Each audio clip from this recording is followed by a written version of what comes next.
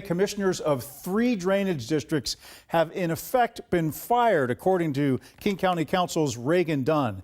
Each district has 3 supposedly elected commissioners in charge of maintaining these century-old drainage ditches, and they have become the symbol of what is wrong with some of the hundreds of special purpose districts in our state.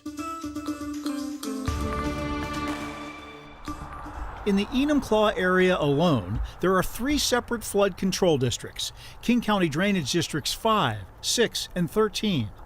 Now, hundreds of property owners in those districts who pay taxes for their maintenance are receiving this letter. Their King County Councilman, Reagan Dunn, tells them all 3 commissioner positions in each drainage district are technically vacant and need to be filled as soon as possible.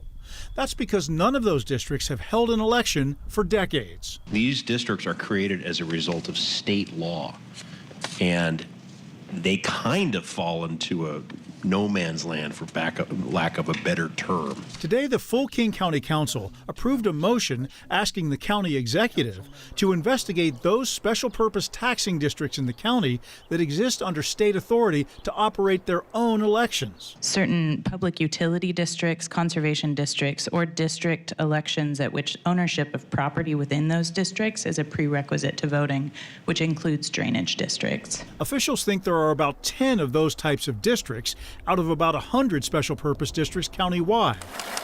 The county elections chief is pushing for legislation that would require all races to be run through her office. We would have all of these elections on our regular ballot so that voters aren't confused about, for one election they have to request a ballot, for one election it always gets mailed to them. Are you not required to hold an election? All the time, but if nobody signs up for it. The issue exploded after we exposed the commissioner of Drainage District 5 last month.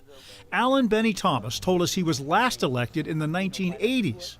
But as commissioner, he continued to collect taxes for decades, with these records showing $400,000 collected in the past 5 years, ending up in his personal bank account. This is extremely concerning, and this legislation aims to change that by providing requirements for verification. Today, Dunn received this email from Thomas saying, "I am resigning my office immediately."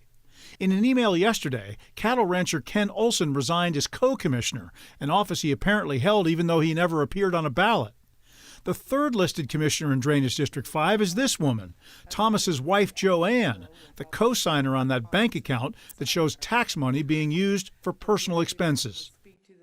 So let's quickly go through the list here. Enumclaw Police opened a fraud investigation into Thomas in 2017. That case has been sitting on a prosecutor's desk uncharged. And then after our story, Dunn asked the FBI to investigate. Today he says a high-level prosecutor told him the Bureau has agreed to take this case. Also, we have the King County Council asking the executive to investigate. The state auditor's office is also investigating Drainage District 5. And State Senator Reuven Carlisle, Seattle, is drawing up legislation to increase accountability in these junior taxing districts. So there's a lot going on. So it looks like the legislature, meaning the state, is going to take a look at these districts statewide. Yeah, Reuven Carlisle believes that there's some fundamental issues that state law can change. Instead of going through these case by case, let's try to change the state law to see if we can make some fundamental changes here. Wow, you lit a fire, Chris. It's burning. You're right. Yeah. Thanks. Nice job. Okay, sure.